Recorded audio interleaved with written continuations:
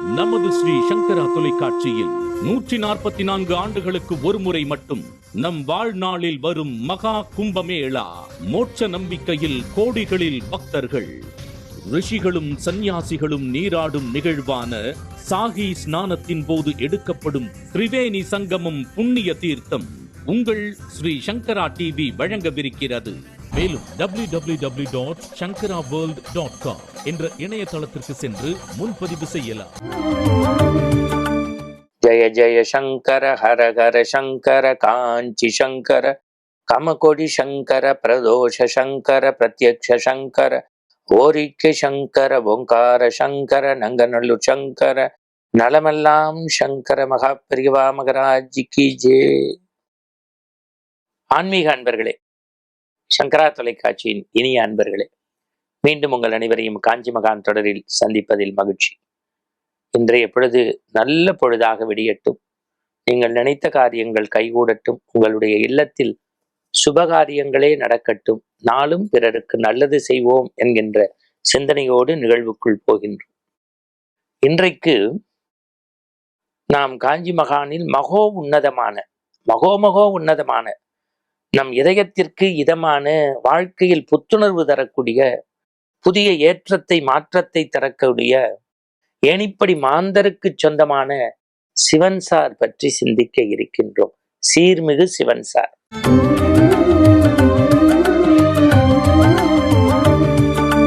இந்த பேரை கேட்டாலே பொதுவா நமக்கு வானாகி மண்ணாகி வழியாகி ஒளியாகி ஊனாகி உயிராகி உண்மையுமாய் இன்மையுமாய் கோனாகி யான் எனதென்றவர் அவரை கூத்தாட்டும் வானாகி நின்றாரே என் சொல்லி வாழ்த்துவேன் என்று அந்த சிவபெருமான் பெயரை சொன்னால் எப்படி உடலில் ஒரு ரசாயன மாற்றம் வருகிறதோ அதுபோல நம்முடைய உதடுகள் உச்சரிக்கின்ற போதே உள்ளத்தில் மகிழ்ச்சியும் ஆனந்த அலையையும் ஏற்படுத்தக்கூடிய ஒரு மந்திரம், மூலச்சொல் சிவன்சார். யார் அந்த சிவன்சார்?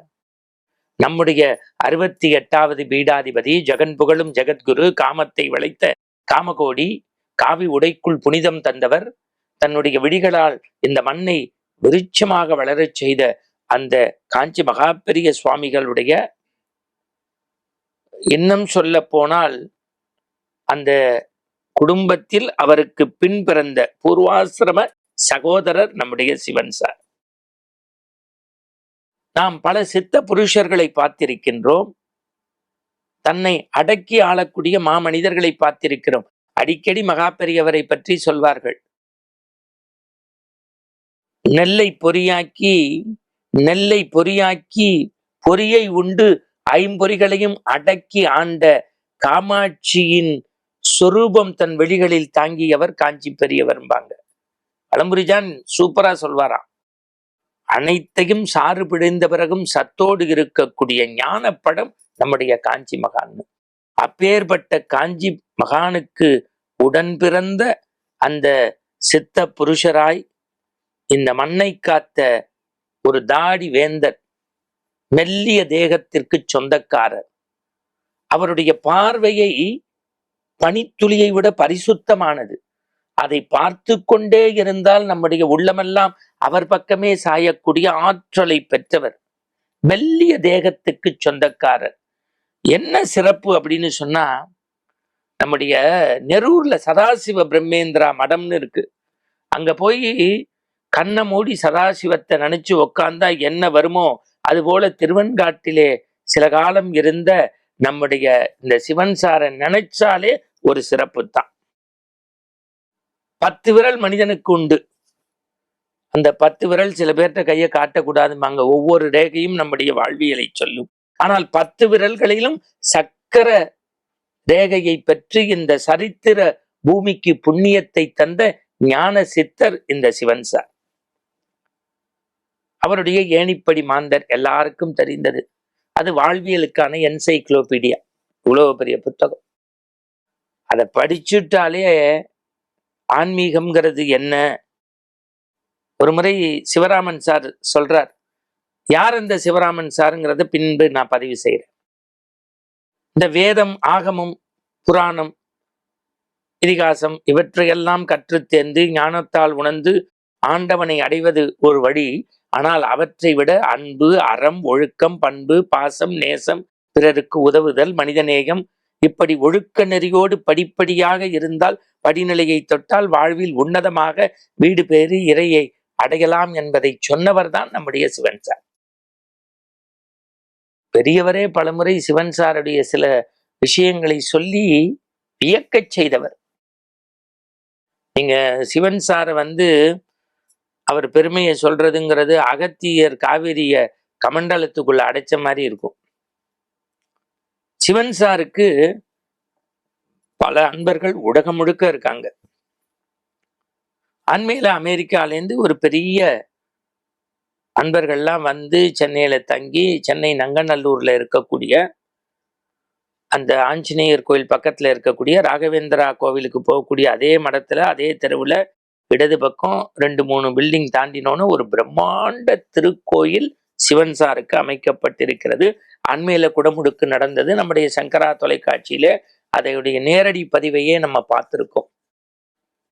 வாழ்க்கையில காசிக்கு போனா என்ன புண்ணியமோ, ராமேஸ்வரம் போய் நம்முடைய புனித நீராடினா என்னையோ, பம்பையில போய் நீராடி பிதிர் தர்ப்பணம் கொடுத்தா என்ன புண்ணியம்லாம் கிடைக்கும்னு நினைக்கிறோமோ, வாழ்க்கையில யாராவது சொர்க்கத்தை போய் பார்த்துருக்கோமான்னா, ரம்பா, ஊர்வசி, மேனக மாமா மாமான்னு கூப்பிட்டாங்களான்னு நமக்கு தெரியாது. ஆனால் இந்த மண்ணுலகத்துல சொர்க்கம் எதுன்னு கேட்டா சிவன் சார் சன்னதி, சிவன் சார் சன்னதி. அடா, அந்த சிற்பிக்கு 1000 கோடி அனந்த கோடி நமஸ்காரம் சொல்லலாம். அப்படியே பேசுது அந்த உருவம், பேசும் பொற்சித்திரம். அந்த மூல விக்கிரகம் நமக்கு ஏதோ ஒன்றை உணர்த்தி கொண்டிருக்கிறது.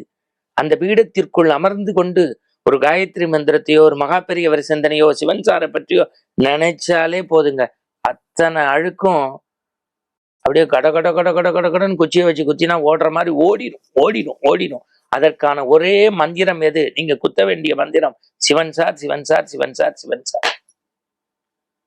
எப்படி நமக்கு அந்த பாக்கியம் கிடைச்சதுன்னா, அமெரிக்கால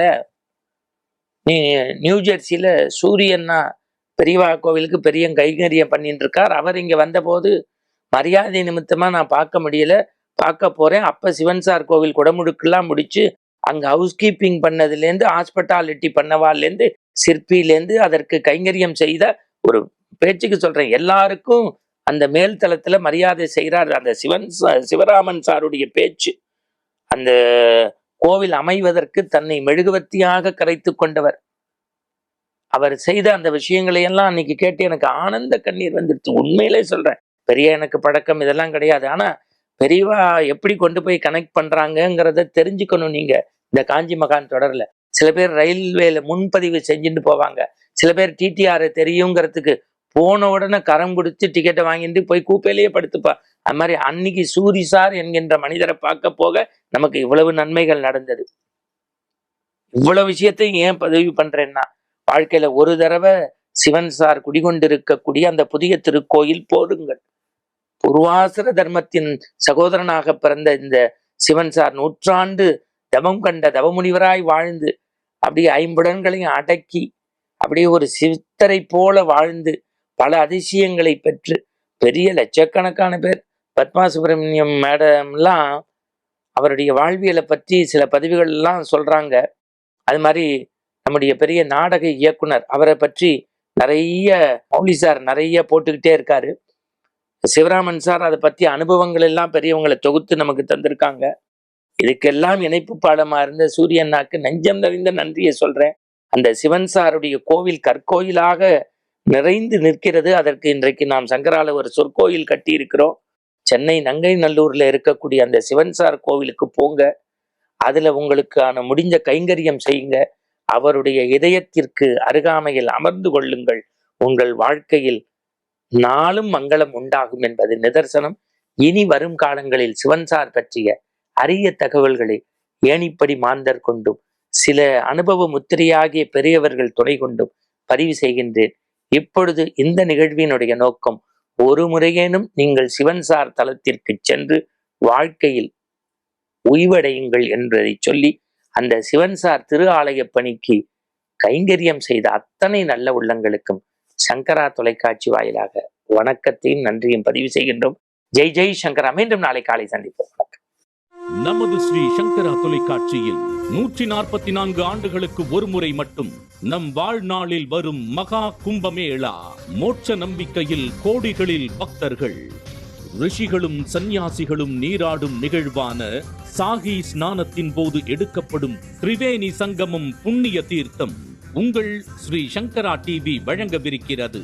மேலும் www.shankaraworld.com என்ற இணையதளத்திற்கு சென்று முன்பதிவு செய்யலாம்.